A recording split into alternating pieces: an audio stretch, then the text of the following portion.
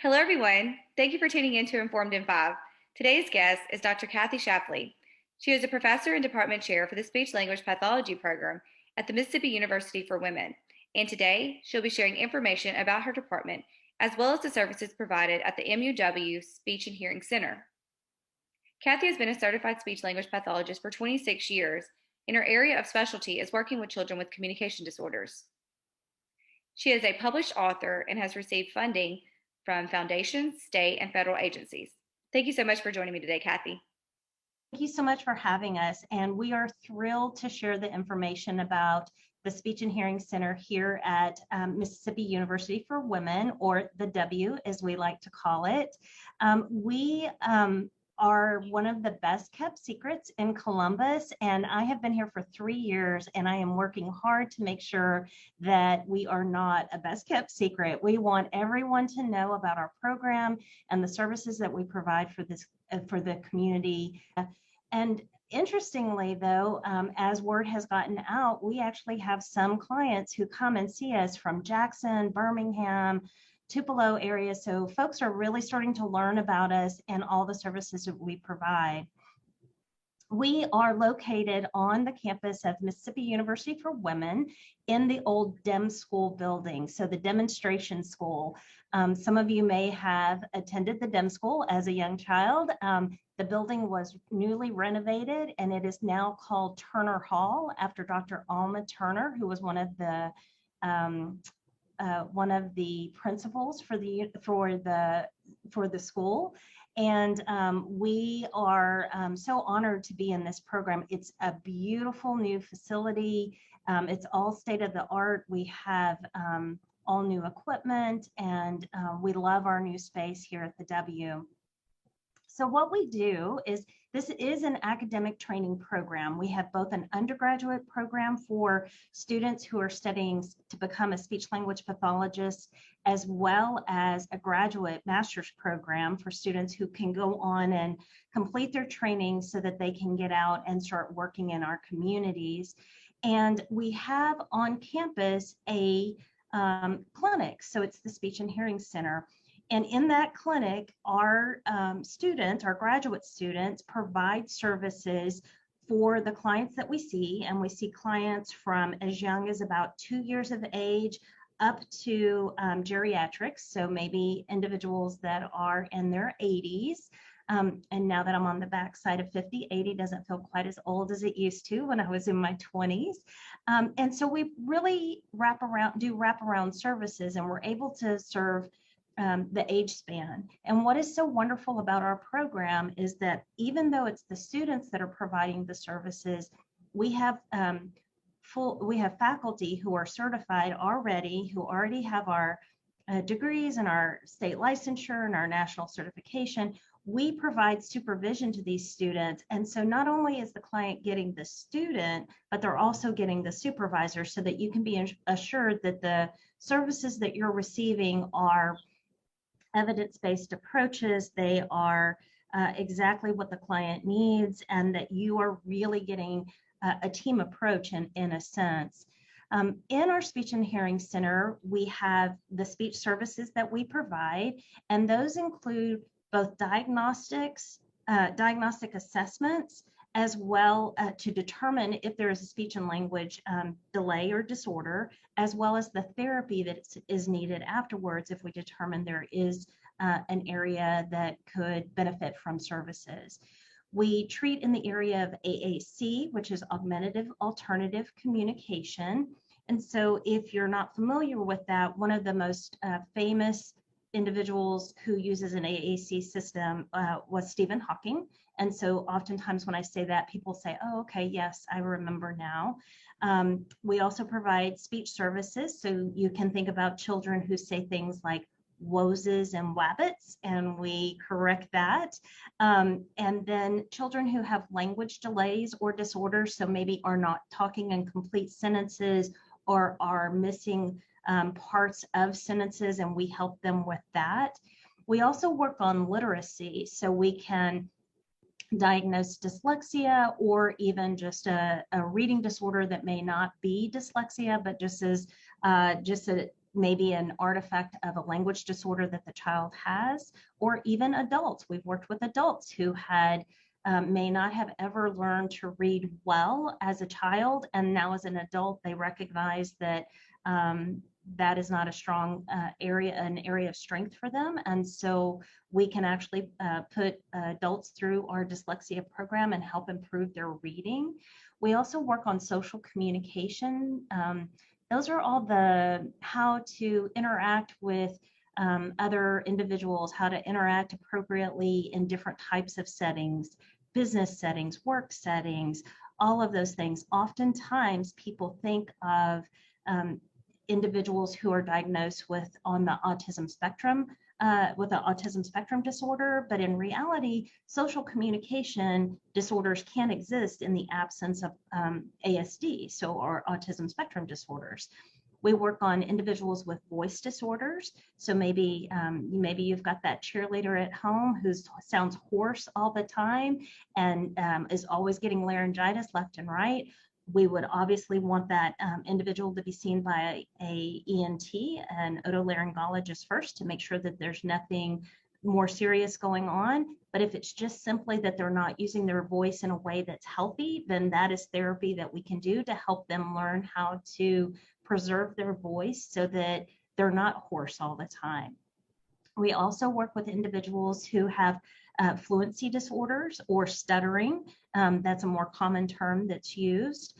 And then we also work with individuals with cognitive communication disorders. So this could be someone with a concussion disorder, someone with a traumatic brain injury, someone who's had a stroke, and the result would be what we would call aphasia. And so we would begin working a systematic intervention service that would help them maximize the skills that they have and learn some strategies to cope with whatever impairment may not go away.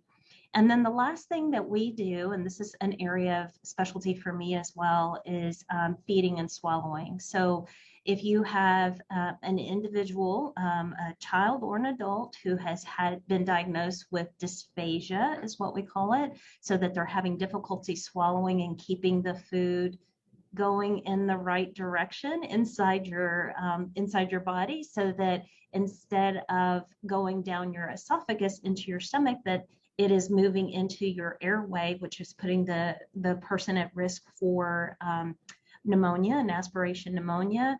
Again, that starts first with a doctor, and they do the diagnosis, and then they would do a radiological study to determine what's happening. They may make recommendations about modifications to the diet, that you can't have thin liquids or you can't have solids. And then what we would do is help work with you to establish a good feeding plan so that you can eat safely, which helps you in turn stay strong and be healthy and continue to participate in all those family events that always involve food. The other thing that we do in this area is for individuals who have a G-tube that are fed through a tube in their stomach. If a doctor says, okay, it looks like we're safe to try to start oral feeds, then that is something that we can do. And I've had a lot of experience working with children, trying to get them to either tolerate and begin to take oral feeds, or at least be able to handle some taste and sensation. So sometimes we're able to reverse and have the G-tube removed, and then they're able to eat orally. And other times these are things they can have orally that still keep them safe, but we can't move to a full feed orally, because we want to, again, preserve those lungs and keep their overall health intact. And so that's what we do on the speech side of the house. But in addition, the Speech and Hearing Center also has audiological services. And so our audiologist here on staff provides comprehensive diagnostic hearing evaluations for both adults and children. We have pure tone diagnostic services. We can do sound filled, and we just received an ABR, which is an auditory brainstem response. And so for all of you who are parents who have had children in the last 10 to 15 years, your infant got a newborn hearing screening before they left the hospital, and that's mandated by federal legislation. And it's a wonderful thing because it allows us to identify any hearing loss that happens during birth, and we can identify it as early as possible. But sometimes children will not pass that newborn hearing screening, and they actually need a follow-up examination. We just received the equipment recently, thanks in part to a donor who helped us acquire that equipment. And now we would be able to serve as a follow-up site for children, so they don't have to be put on a long waiting list to get back to the hospital for a follow-up screening.